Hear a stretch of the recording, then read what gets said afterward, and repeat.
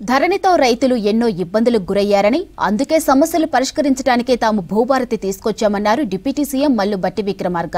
ఇక కాళేశ్వరం నిర్మాణమే తప్పుడు నిర్ణయమని ఆ ప్రాజెక్టుతో తెలంగాణకి తీరని అన్యాయం జరిగిందన్నారు మంత్రి ఉత్తమ్ కుమార్ రెడ్డి. నకిలీ విత్తనాలు అమ్మితే పీడీ యాక్ట్ నమోదు చేయాలని అధికారులను ఆదేశించారు మంత్రి పొంగులేటి.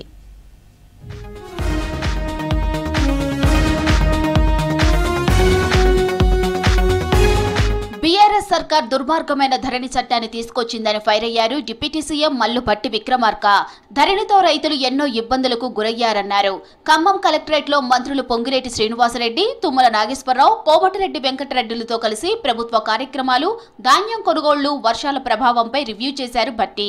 ఏడాది జూన్ 2న భూములేని నిరుపేదలకు అసైన్డ్ ల్యాండ్స్ పట్టాలు ఇస్తామన్నారు డిప్యూటీ సీఎం. ఇందిరమ్మ ఇండ్లలో అవినీతి జరిగితే అధికారులపై కఠిన చర్యలు తప్పవని హెచ్చరించారు మంత్రి పొంగిలేటి.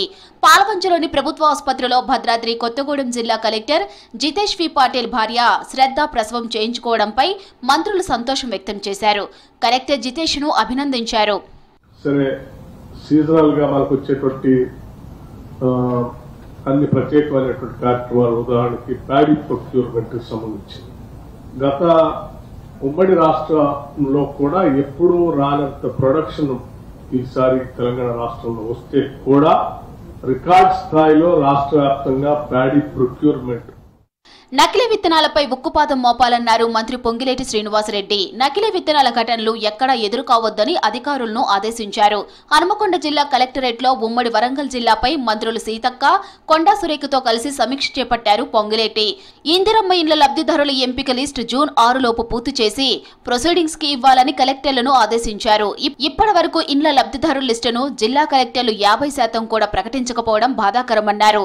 సొంత అభిప్రాయాలతో జాప్యం చేయడం సరికాదని కలెక్టర్లపై ఫైర్ అయ్యారు.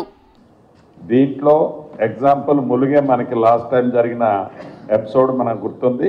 ఆ ములుగు లాంటి చెప్పుకోలేని రైతులు చాలా మంది ఇబ్బంది పడేవాళ్ళు ఉన్నారు.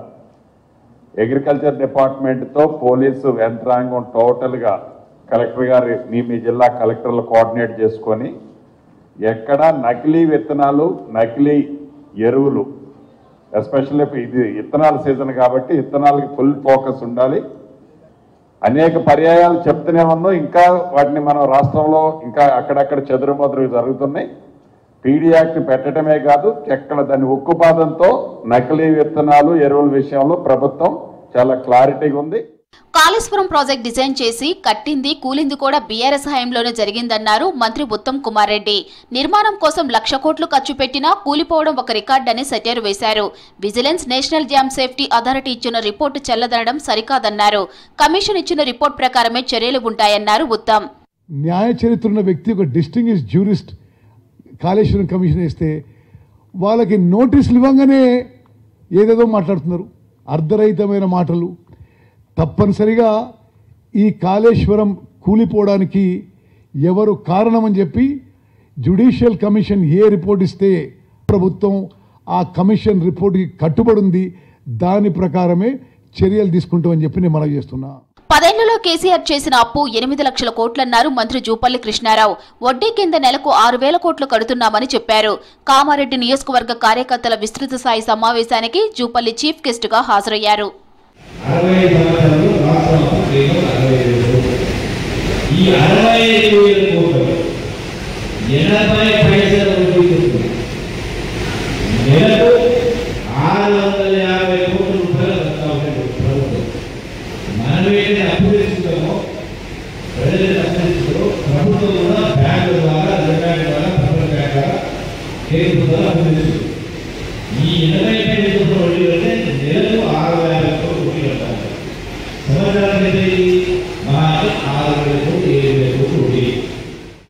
ఎమ్మెల్సీ కవిత కామెంట్స్ పై మంత్రి పొన్నం ప్రభాకర్ స్పందించారు. బీఆర్ఎస్ లో దయ్యాలు ఉన్నాయని చెప్పిన కవిత కాంగ్రెస్ పై విమర్శలు చేస్తున్నారంటూ ఫైర్ అయ్యారు.